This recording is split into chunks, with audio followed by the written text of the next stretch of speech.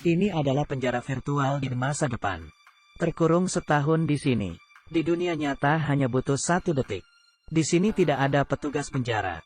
Tidak ada teman satu sel. Para napi tidak mungkin bisa kabur. Karena penjara virtual hanya berada di dalam otak para napi. Jika ingin masuk ke penjara virtual, hanya butuh setetes obat mata berwarna hitam khusus ini. Beberapa detik kemudian, dia menjadi tahanan pertama di penjara virtual. Di dalam sini adalah sebuah kamar kecil yang gelap. Di depannya ada sebuah layar yang sangat besar. Di atasnya tertulis waktu hukuman. Dan di lantai hanya ada sebuah papan tulis dan karpet yoga. Dia membuka laci. Di dalamnya ada beberapa botol air dan makanan kaleng. Dan beberapa peralatan kebersihan. Hari pertama, dia berolahraga untuk menghabiskan waktu dengan penuh percaya diri. Lalu memakan semua makanan untuk menambah nutrisi. Lalu mulai menulis buku harian dan berhitung untuk menjaga kewarasannya. Tidak tahu sudah berlalu berapa lama. Layarnya tiba-tiba berubah menjadi merah. Dan nomor di layar berubah menjadi 002. Semua peralatan di dalam sel penjara diatur ulang dalam sekejap. Dan semuanya menjadi sama persis dengan kemarin. Dia akhirnya merasakan kengerian tempat ini. Dan mulai mencari jalan keluar. Tetapi setiap sisi hanya ada tembok.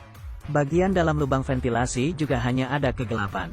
Di dalam keputusasaannya, dia mulai berbicara sendirian.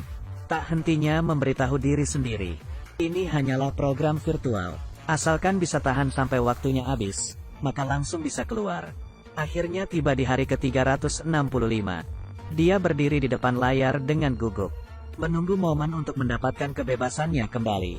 Tetapi saat layar perlahan-lahan berubah menjadi merah, tidak terjadi apapun di dalam ruang sel. Dia merasa ada yang tak beres.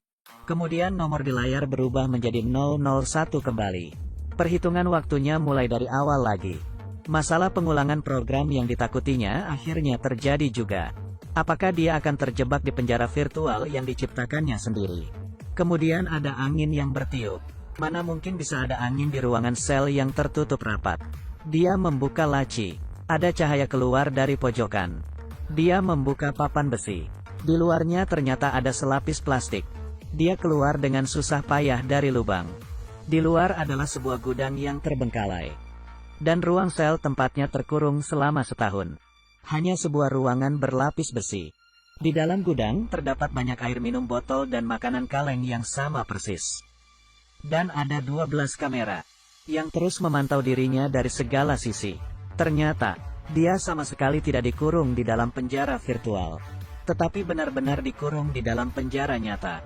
Di dunia nyata juga bukan hanya berlalu 1 menit saja, tetapi benar-benar sudah berlalu 1 tahun. Sepulangnya ke apartemennya, pengurus apartemen berkata bahwa kamarnya sudah disewa orang lain. Dia kembali lagi ke kantor, tetapi di sini sudah tidak ada orang sama sekali. Dia membawa polisi ke tempatnya dikurung, tetapi sel penjara yang barusan masih ada. Tiba-tiba menghilang, tidak meninggalkan bukti sedikit pun. Kemudian dia memperhatikan papan iklan. Teknologi VR miliknya yang bernama Hidup Kembali sudah beredar di pasaran.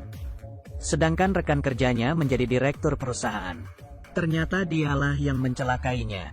Di saat yang sama, rekan kerjanya mulai mengejarnya. Dia yang sudah putus asa, akhirnya hanya bisa mencari sahabatnya.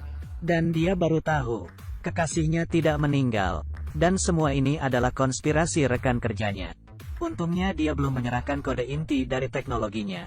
Mereka datang ke kantor pusat Hidup Kembali dan mengambil kembali hard disk yang berisi kode aslinya. Akhirnya dia bisa tenang kembali. Ternyata selama setahun dia dikurung. Dia terus menulis kode program yang bisa membangunkan adiknya. Dia langsung membawa obat mata ke rumah sakit. Tidak lama kemudian, adiknya membuka matanya perlahan-lahan. Tetapi, belum sempat dia merasa senang. Adiknya tiba-tiba kejang-kejang. Dia mulai tenggelam kembali. Seperti yang diketahui, 1 menit di dunia nyata sama dengan 1 tahun di dunia virtual. Sekarang, adiknya sedang mengalami siklus kematian terus-menerus di dunia virtual. Melihat adiknya begitu menderita, dia mencabut tabung oksigen dengan hati yang berat. Kemudian dia mendengar ada orang yang memanggil dirinya. Hal-hal dari kenyataan dan virtual muncul bergantian di matanya. Dia menyadari dengan ngeri, ternyata dirinya selama ini masih berada di dunia virtual. Di dalam kegelapan, dia melihat asistennya mengeluarkan obat penyadar. Detik selanjutnya, dia terbangun di bangku uji coba di kantornya. Dan segala yang dialaminya selama ini hanya berlalu 8 menit di dunia nyata. Ternyata saat itu dia benar-benar masuk ke penjara virtual. Hanya saja, setelah hitungan waktunya selesai, dia tidak terbangun. Tentang dicelakai oleh rekan kerjanya. Adiknya tenggelam dalam siklus kematian. Semuanya ini adalah alam bawah sadarnya. Dan kekasihnya benar-benar sudah meninggal. Dia akhirnya mengerti sekarang kenapa ayahnya terus menentangnya untuk meneliti VR. Karena setelah pengalaman yang lama, benar-benar bisa sulit membedakan dunia virtual dan kenyataan. Dengan tegas dia memutuskan untuk menghentikan penelitiannya. Rekan kerjanya marah, bertanya padanya, sebenarnya apa yang telah dialaminya.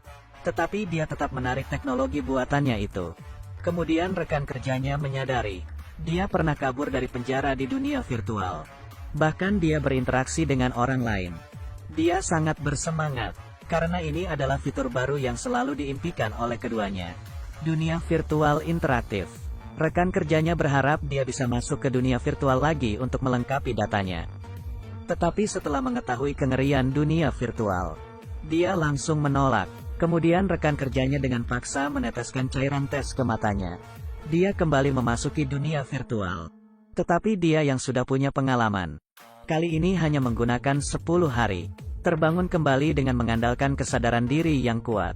Dia memanfaatkan waktu rekan kerjanya tidak siap diri, mengoleskan obat mata tes itu ke dalam matanya.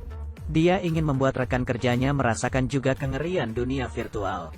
Pertama kali masuk ke penjara virtual, rekan kerjanya ketakutan. Tubuhnya di dunia nyata segera mulai kejang-kejang. Tetapi dia tetap menunggu sampai hari ke-365 dengan kejamnya. Baru menyuntikkan obat penyadar kepada rekan kerjanya. Rasa ketakutan di matanya tak kunjung hilang. Rekan kerjanya akhirnya merasakan kengerian teknologi ini. Tidak lama kemudian dia datang ke rumah sakit, menghentikan alat pendukung kehidupan adiknya, agar dia bisa mendapat ketenangan. Akhirnya dia melepaskan obsesinya untuk menyelamatkan adiknya.